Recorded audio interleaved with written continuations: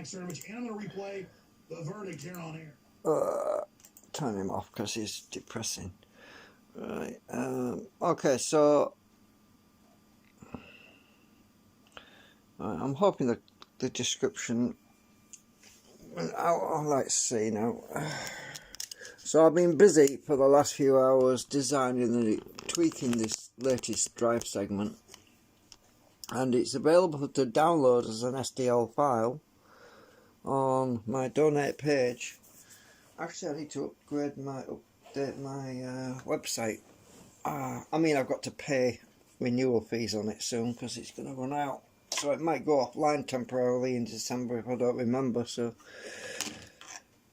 right, so the new segment is on here, right?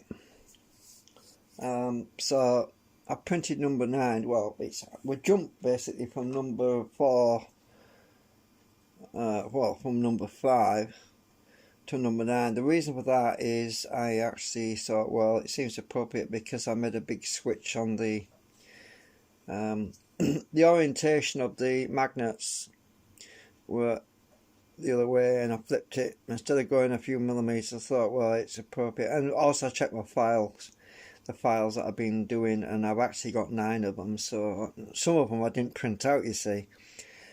And I realised I'd miscounted, I'd mislabeled some of them, so I thought, well, let's stick with the labelling properly, because I did do 9 files, 9 STL files, but this is the optimum one as far as I can work out at the moment.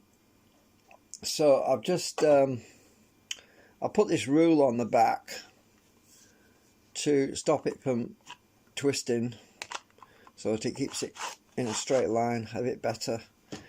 And so this is what you can download, but you'll have to get the magnets. Obviously you're going to have to buy them, and if you've got a printer, 3D printer, you'll be able to print this out. Try it for yourself. But remember, I designed this to basically be used in an arc, I mean as in a rotor. So the magnets themselves, you'll need 20mm magnets. Now, there's actually, let's see, 1, 2, 3, 4, 5, 6, 7, 8, 9, 10. I'm actually testing with 10 neodymiums and two ceramic magnets on the ends. Don't need to have the ceramics on the end, but it gives a little bit of the softer, you know, they have a softer effect on the field. So obviously the magnetic field has to be, the rotor has to be in an arc, and it works best when you basically do that. Oop! Don't need to fly off the table. So let me just come underneath and approach, and as you can see, this is a lot better. It's much better. It shoots across to the other end. So let's just flip this around and let's do the arc. As you can see, it's definitely better. Now, interestingly, because it's I tweaked this for a slight arc, if you do it linearly, it will drag it along a bit. Let's see if I can show you what I mean. It will drag it along a bit. But if you're in an arc like this, away from it, it doesn't. But there is a small amount of pull on there. Not much. It's very big. It's significant. But on the entry point on the other side, there's a slight amount of resistance, but not much either there. So let's just move that to the middle. And I've actually got it the wrong way around. I want this side coming up. So as we're coming up, let me just, I think I need to back this camera out a bit more. The legs are too, let's lower this camera down a bit so you can get a lower view. So, hang on, right, it's probably better I bring the camera down a bit because it makes it a little bit easier to see what's going on. Right, so yeah, that's better. So as we're coming in, I think I've got this right way around. There we go. It flies across, and then you come down like this, in and out. So it needs to be on a rotor ideally. Now I'll use this side. Let's come up as we're coming up like this. Right. We get to about there and it flies over, but you need to be coming down at this point because obviously it moves so quickly. I can't move this fast enough. But when you're coming down like this, it doesn't drag it along. But if you're in a linear straight line, it might drag it along, maybe. Yeah, a little bit. But it has to be coming down. It's because of the angle of these magnets on the end. That's why I had to tweak these ends to get the field so that it would curve the magnetic field around. And I've actually included some pictures of the colour coding of the magnets. You should be able to work that out in the zip file. It's in a zip file, by the way. If you're a bit wary about downloading zip files, you can just upload it to virustotal.com and scan it. It should be clean. None of my files have got viruses in, as far as I'm aware, but you can always scan them on virustotal.com. So let's come down. Let's move this way and come up. There we go. You see, it's got quite a good linear thrust on it. Now let's do it in a straight line along here. It does tend to lift up a little bit, which is kind of expected, really. So as you can see, when we're coming in a linear fashion, we're approaching it from the end, which is the wrong angle. It will push against it a bit, right? So if I'm coming along the table, it will push. But if you're coming up from underneath in an arc, it tends to lift it a little bit. And then we get to there and it flies off. So you've got to, if you want to test this thing, you've got to use a rotor. I was going to try and use a rotor for this actually, but I went and broke the damn thing the other day. Actually, it might be, I glued it and it might be fixed now. Let's see.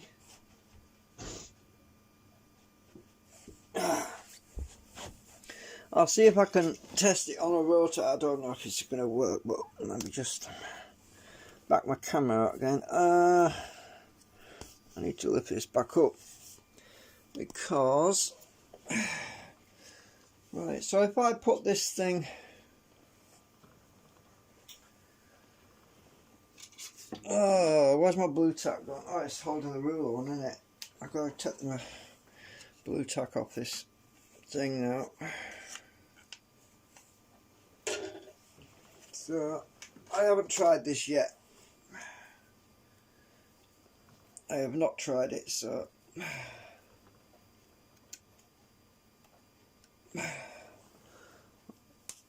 let's just I need two because this is going to be out of balance, so I'm going to have to use the other one. So this is number 9. Well, you're obviously able to see that, so we're going to put number 9 on here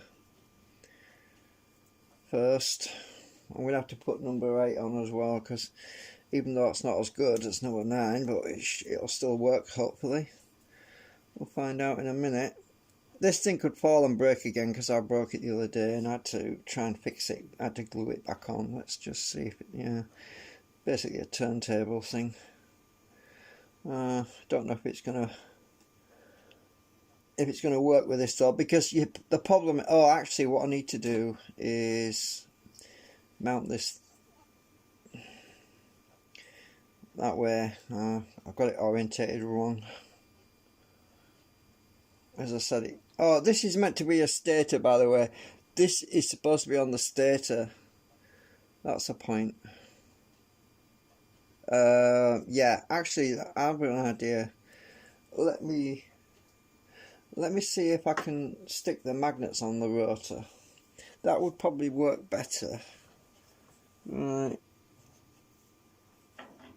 Let's see if I can get 2 magnets the same pole.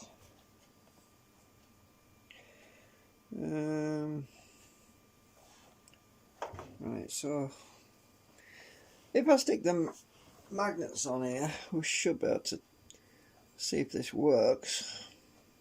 Fingers crossed. So I'm going to be sticking magnets on the damn thing, which is, this thing could break, so we're going to have to keep our fingers crossed that it's not going to drop on the floor or any magnets fly off and smash into things, because it could quite possibly happen. Oops. Right, so I need the other blue tack now. So this should be pushing on here. Nope. Actually, that's right. That's the right way around, because that's going on the inside. Right, so if I stick my magnets on the other end, try not to crash anything into it.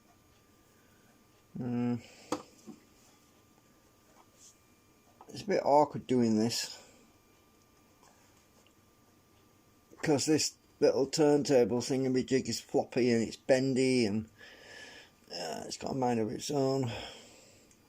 And I'm worried about these magnets flying off, because they might hit me, might fly off and hit me in the face or something stupid. I don't know what's going to happen yet. I haven't got it in the middle, so it's not going to be balanced right.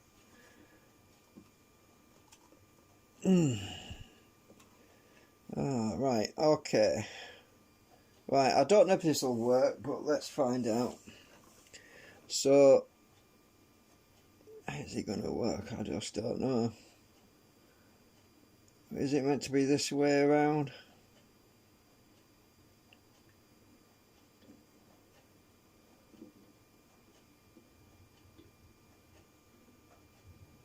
Let's just turn it this way around.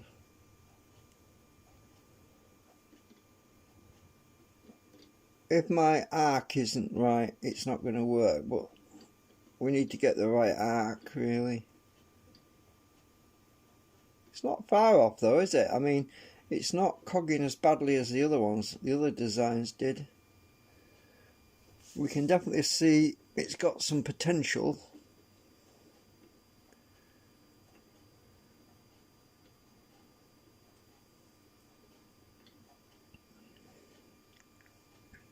Oops, see what I mean? That's what I'm worried about. But it seems to, I don't know.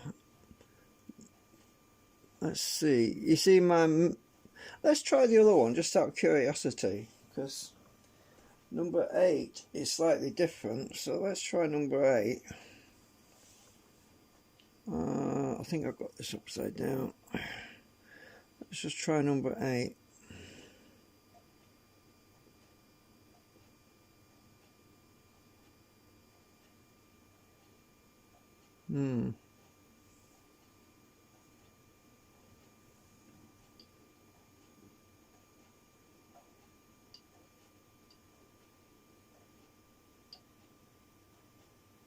Well, it's stopping. But it's actually not doing so bad.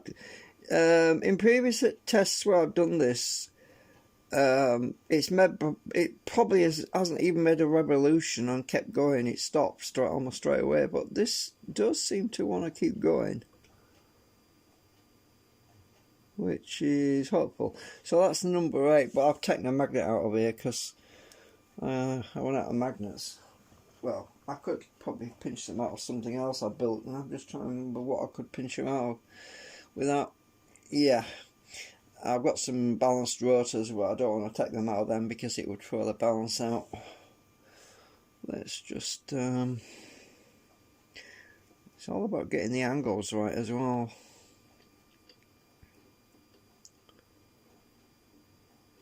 Unless we can have it at a twist.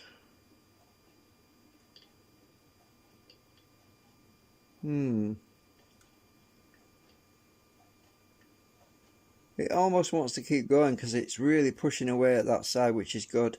And at this point it pulls in. So it seems like what I need to do is have a little bit more attraction on this wall face to pull that other one in, because there is resistance at this point here. Or it might be that these magnets are just too strong. Don't know. Yeah, we have some we have some stray fields going on. So maybe if these magnets were wrapped up in a screening material, like, you know, encompassed in a steel keeper, we wouldn't have this problem. It would probably, yeah. So we need some sort of screening on these magnets because the field is just spilling out everywhere. I'm not saying there's anything wrong with my segment. It's not that's the problem. It's the fact that we've got, as you can see, that we've got some stray flux coming out. Because if I put it there and then I move it away, it will spin freely. But as soon as I bring this in, it's interfering with itself. So yeah, there is definitely some issues that need to be worked out with my segment. But yeah, but this works. I've had it working pretty well on a linear track sort of situation. So yeah, you see what's happening is because these magnets are turning, the fields are strong here, right, and they're strong at the back, and we have these two poles in the middle are the same pole, right, the opposite pole, and we have a big bubble of magnetic field right in the middle here, and it's that's interacting with the segment as well. So that really wants shielding so that it doesn't interact, because it's preventing this from continuing to go all the way around and be pulled in. That's what's going on there. I could stick a big toroid, if I had a big toroid in the middle of that lot, around here, a big toroid that might prevent that field from escaping, keep it trapped in a big loop or something. That's possible, but I just don't have a big toroid. What else can I use? Don't know. I haven't really got anything that I could use to do that.